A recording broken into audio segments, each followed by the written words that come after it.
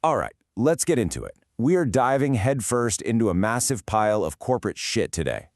Think of this less as an explainer and more of a financial autopsy. We're going to follow the money, and we're going to see exactly how expensive being a greedy cunt can be for a company named Brookfield. So where does a story like this even begin? Well, like they always do, at a crime scene. And in this case, it's a single fucked up wire inside a fancy-ass New York City high-rise called the Eugene. A tenant reports a ticking sound. Sounds pretty minor, right? Like something for the super to just ignore. But here's the thing. This isn't just some noise complaint. Oh no. This is the one little thread that's about to unravel the whole goddamn sweat. Yeah, see, this isn't just another maintenance ticket to get lost in the shuffle. This is Exhibit A in a case of gross systemic negligence. Because let me tell you something, when your AC unit is making a ticking sound even when it's off, that is not a glitch. That ticking sound, that's the countdown timer on a fire. So, right, a single fucked up wire. What happens when you find out that ticking AC unit wasn't just a fluke, but actually a symptom of a building-wide electrical cancer? Well, you get a bill. A big fucking bill. So let's break down the real cost of ignoring that one tiny little tick. First up, you gotta replace every single one of those 844 shitty PTAC units. And you can't just fix the one, oh no. Turns out they're all potential fire hazards just waiting to go off. That's $2.1 million right out of the gate, just for the hardware. But here's the kicker. The units? They aren't even the real problem. Nope, it's the wiring itself.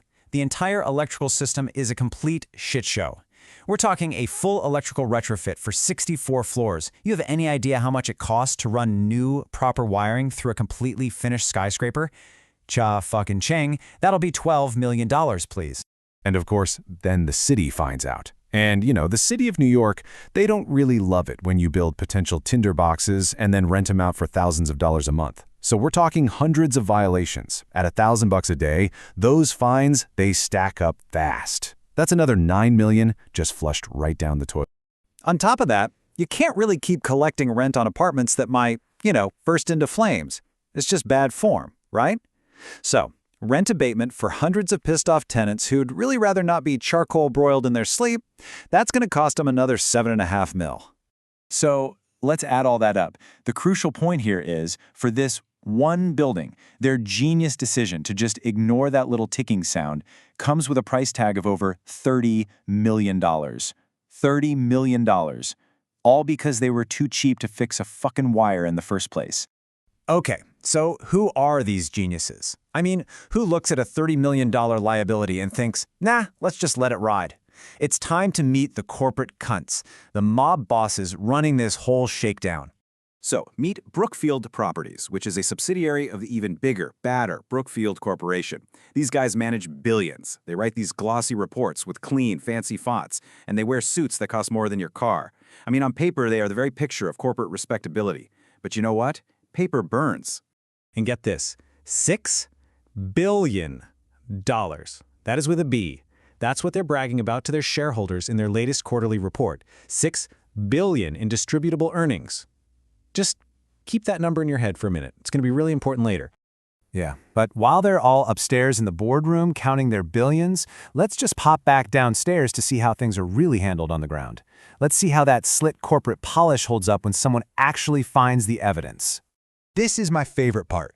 Their own head of safety, I mean the guy whose entire job it is to prevent this exact kind of shit, he proves the fire hazard exists. And what does he do? Does he raise the alarm? Nope. He commits spoliation of evidence by stealing the fucking proof. He takes the rotten wire and just walks out with it. I mean, you literally cannot make this shit up.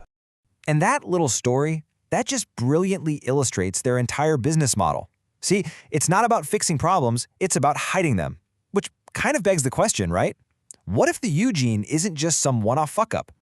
Yeah, what if? What if this isn't just one isolated incident, but the actual blueprint for how Brookfield runs its entire residential empire? What if ignoring a ticking sound until it becomes a full-blown catastrophe is just how they do business? Okay, let's make a ballsy assumption here. Based on their massive portfolio, let's just say they have at least 200 buildings just like this one. Now, we don't have an exact count because there's no way in hell they'd ever admit to it, but given the sheer size of their operations, 200 large residential properties in the US, That is a conservative goddamn guess. Because you gotta understand, this isn't just bad management. It's a calculated financial strategy. That whole deferred maintenance thing, that's not an oversight. It's a line item on a spreadsheet specifically designed to boost those distributable earnings they love to brag about. This is their entire MO. So, okay, let's do the math. $30 million a pop to fix one building, times 200 buildings, and that comes out to over $6 billion. $6 billion just to fix the shit they've already broken. Suddenly, that $6 billion in earnings they were bragging about doesn't look so hot, does it? Turns out it's already spent. But wait, that's $6 billion? Oh, honey, that's just the appetizer. That is only the repair bill. We haven't even started talking about the legal shitstorm that's brewing. We're talking massive lawsuits for rent fraud, a federal antitrust case for price fixing, and of course, punitive damages for retaliating against tenants who had the audacity to, complain. This is a whole other universe of financial pain. So let's put it all together. When you add up all the repairs, all the fines, all the lawsuits for fraud and price fixing, and all the damages for being criminal-level greedy, what's the grand total? What is the final fucking price tag? What is the real cost of being a cunt? The absolute maximum this whole disaster could cost them? Over $10 billion. $10.45 billion. That, my friends, is the price of doing business like an asshole. That is the bill for systemic fucking negligence. So, pay up, cunts.